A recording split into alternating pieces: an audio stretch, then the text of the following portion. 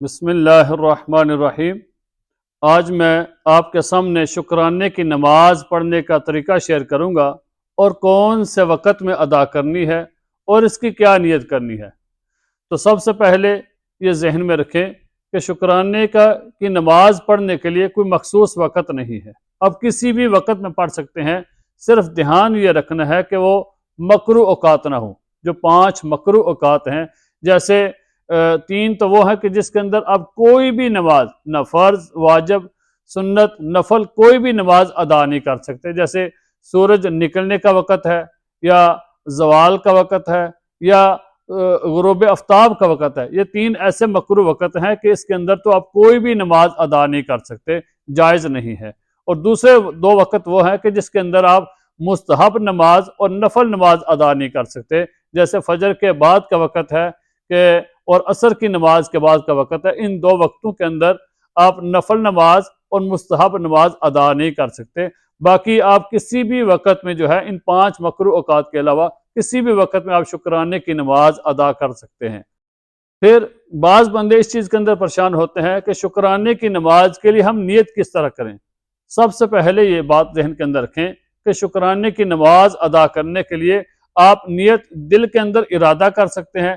دل کے اندر جو آپ ارادہ کرتے ہیں، جو آپ کا پختہ عزم ہے، وہی آپ کی نیت ہے۔ دل کے ارادے کا نام نیت ہے، اور زبان سے اقرار کر کے کرنا یہ شرط نہیں ہے، بلکہ دل کے اندر ارادہ کر لینا کافی ہے۔ اور اگر کوئی زبان سے اقرار کرتا ہے تو یہ ایک مستحب اور ایک اچھا عمل ہے۔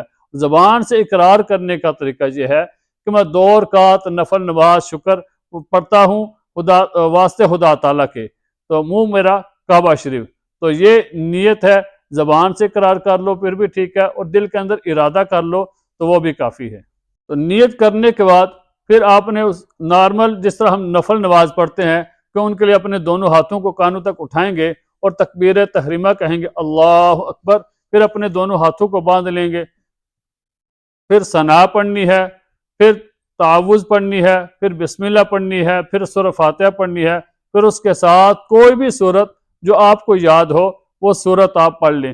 پھر رکوع کرنا ہے، رکوع کے اندر رکوع کی تسبیح پڑھیں، 3 بار آپ پڑھ سکتے ہیں سبحان ربی العظیم۔ پھر آپ 2 سجدے کریں، 2 سجدے کے درمیان آپ سجدوں کی تسبیح پڑھیں کہ سبحان ربی الاعلی 3 مرتبہ پڑھ لیں۔ پھر 2 سجدے کرنے کے بعد تکبیر کہتے ہوئے دوسری رکعت کے لیے کھڑے ہو جائیں۔ تو دوسری رکعت کو آپ نے شروع کرنا ہے بسم اللہ الرحمن الرحیم، پھر سورہ فاتحہ پڑھنی ہے، ساتھ اس کے کوئی بھی سورت جو آپ کو یاد ہو وہ آپ سورت اس کے ساتھ ملا لیں۔ پھر اسی طرح رکوع کرنا ہے، 2 سجدے کرنے ہیں، پھر تکبیر کہتے ہوئے آپ تشہد میں بیٹھیں، تشہد پڑھ لیں، پھر اس کے بعد درود شریف پڑھنا ہے، پھر اس کے بعد دعا پڑھ کے آپ دائیں طرف سلام پھیریں، پھر بائیں طرف سلام پھیر دیں۔ تو یہ طریقہ ہے شکرانے کی نماز ادا کرنے کا۔